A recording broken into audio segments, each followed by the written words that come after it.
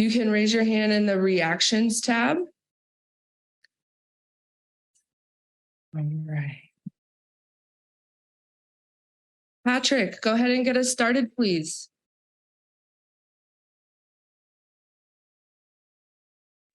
Hello, can you hear me? Yes. Hey Ty, so it's Patrick Dana. We talked last month when I was with you with Devin Clark. So you had said that you weren't shocked that they were all testing positive because it was something that should have been expected. Just elaborate a little bit more on that statement and why people should have kind of expected this. Yeah, I mean, I don't think that PFL is alone in that. I think that, it's people are going to cheat in sports. You know what I mean? Like there's always going to be cheaters no matter what. I'm never going to be shocked, especially in a sport like MMA. I mean, you look back as far as it goes. I mean, there's always been guys that have been on the sauce. So, I'm never going to be surprised. You know what I mean? It's, I'm hoping to have a long career, and I'm sure this isn't going to be the first time or the last time that I faced somebody that's been on the sauce. So, yeah. So you also talked about how you thought Wilkinson was the best fighter in the division besides you. You got that matchup, and now obviously the fight got canceled. So what matchups are you looking forward to now that there's fresh blood in the division? Yeah, I mean, it's a little disappointing. It's I was going to get to face the former champ, and it was exciting. You know what I mean? Because I do think he was the most well-rounded guy in the division. So like I said, it's a little disappointing. I was looking forward to it as a way to prove myself and whatnot. But I mean, no one really jumps out, to be honest. I mean, there's some good guys there that present some good problems. I saw some of the guys that they just signed actually used to train with one of the guys. So a lot of good grapplers, which you don't see too much in the heavier weight classes. So that'll be good.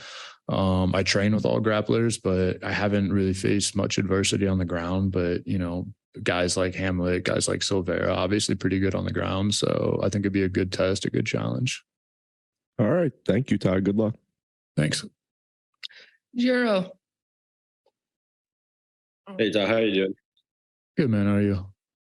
Good. I mean, obviously you said you're disappointed that you're not going to be able to face Rob Wilkinson, but your new opponent, Dan Spawn, have you been able to see anything about him, and what do you make of him? Yeah, I mean, I've seen a little bit. He's a vet, man. He's kind of getting up there in age, but I mean, he's a dog. I mean, the props to him for taking the fight on 2 weeks' notice. And I know he just fought and he lost. So, I know he's going to be looking, to get back in the win column. So, I mean, props to him, man. I mean, nothing bad to say about him at all. I mean, he's a tough guy, good striking, good ground. He's pretty well-rounded. I'm just happy and lucky to have an opponent, to be honest. And after your great performance in Vegas, what's going to be the key for you to stay in the win column this time around in Atlanta?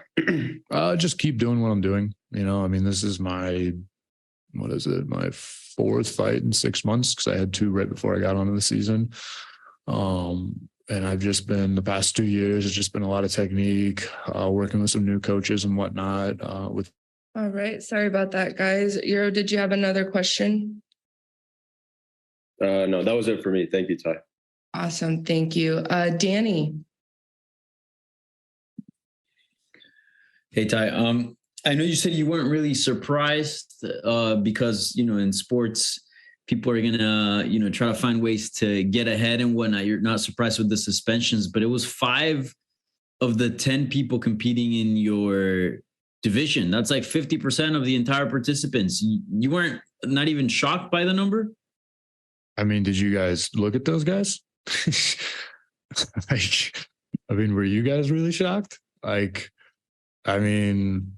Look, we talk about you on like a level playing field. I was talking to my teammate. I mean, I'm clean, but I was like, shit, should I get on something? Like, I almost feel like I'm the only guy that's not, there's a couple of guys I don't think that are, but I mean, yeah, I don't know if you guys are seeing the same thing I was, but Jesus Christ, those guys were huge. Yeah.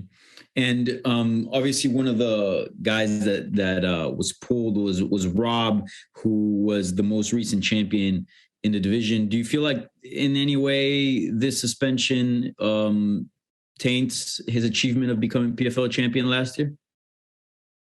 I mean, depending on how you look at it, like, again, it's like, was he the only one? Like, is it unfair if there were other guys on the sauce? Like you just said, I mean, there was, half of the division. So it's like, yeah, I mean, he got popped, but how many of those guys last year were on something, you know what I mean? So it's like, maybe.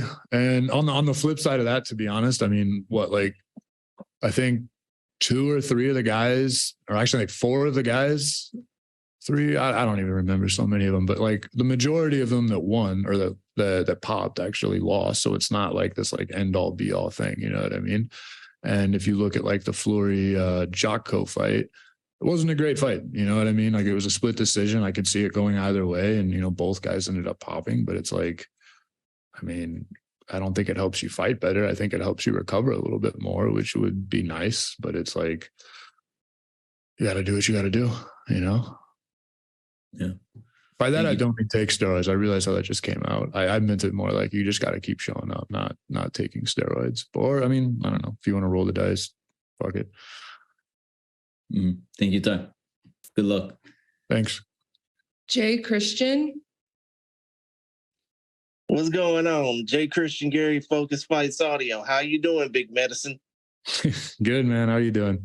I'm doing all right. Just got, a few questions to ask. But considering the fact that, let's just say you're obviously a light heavyweight. You've seen half the damn division get wiped out due to, let's just say enhancement, so to speak. When it comes down to your upcoming fight against Dan the Dragon Spawn, do you feel that if you win this fight, be it via submission, decision, or knockout, no matter in what round, do you feel that potentially this may free you up because of the 5 vacancies to get in a light heavyweight title opportunity at the end of the season? I think so. To be honest, I haven't really thought about it. Dude, I didn't even know you couldn't throw elbows until 2 days before the last fight. Like, I didn't even know how many the points or anything like that. And I mean, that's just me. I just like, I'm gonna go in there. You try and get a first round finish or any kind of finish. You know what I mean? Like, it's not gonna affect anything. Like, I'm going out there to get the win. You know what I mean? I'm not looking for a knockout or a sub. I'm gonna take what he gives me. But I would think with the win that, I would for sure get into the playoffs, I would think. So, they would, but again, it is 6 points for a knockout in the first round, so at least you'd be striving for that. Yeah, of course. I mean, I'm going to do that every single fight, you know what I mean? Whether it's, even before I got in the PFL, I was looking for that, trying to get the finish always. Like, it's not something that I'm going to like hang back on, you know what I mean? Like, I'm always looking for the finish, and I don't want to fight longer than I have to, you know what I mean? I'm going to get paid the same whether I win a decision or knock the guy out in seconds. So exactly. And considering the fact that you're already 1-0 in the PFL, let's just say this. If you were to win that $1 million, clear path or not, what would you hope that the folks watching your journey would get out of being inspired by you, so to speak? What would you hope that people would get out of you fighting, so to speak? I have a lot of heart. That's what everybody always tells me every single fight. You know what I mean? My old coach used to tell me to be more like Apollo and less like Rocky, but I always fought like Rocky. Like, my past 3 fights, I've won all of them, but I've had to get stitches every single one. So it's like, that's just kind of how I fight. I like a dog fight. People kind of like that. You know what I mean? Like, they like to see you come back from adversity and win. And, in this case, I'm going to do it, without any kind of enhancement. So that's pretty special, Special thing if you're a light heavyweight in 2023, and you can say that. Yeah, of course. That would definitely be on the plus side. But other than that, Mr. Big Medicine Ty Flores, good luck on your fight Thursday. I'm pretty sure you won't need any enhancing just to do it. Thanks, man. No problem. All right, Gavin, our last question, please. Hi, Ty. Gavin from Airtime with Gavin. So obviously, with a lot of fighters being added to the division, do you think you'll adjust your game plan or style in case all these fighters go out and get quick finishes and then you're stuck on 4 points and they're all of 6? I mean, no, man. It's been like a weird camp because I've had 3 opponents, so it's like I'm just focusing on doing what I'm gonna do. You know what I mean? I went from southpaw to orthodox to southpaw. That was one thing which I switched my stances and stuff. So it's something where it's like I don't think it's gonna be a huge deal, but I'm going to go out there. I'm going to do what I'm going to do. You know what I mean? It's my 3rd opponent. I planned on doing the same exact thing to all 3 guys. All 3 guys, of course, they have different attributes, different things that they do, but I'm going to go in there and impose my will and do what I do. I'm not really concerned about what they do or what the other guys do. You know what I mean? Like, I'm not going to put myself into more danger and go out there and brawl in the first round and then get knocked out. You know what I mean? Like I said, I want to have a long fighting career. Like, I love this life. I don't need any extra CTE going out there and being reckless. You know what I mean? And it's going to piss my coaches off too. You know what I mean? Like, we're here to win at the end of the day.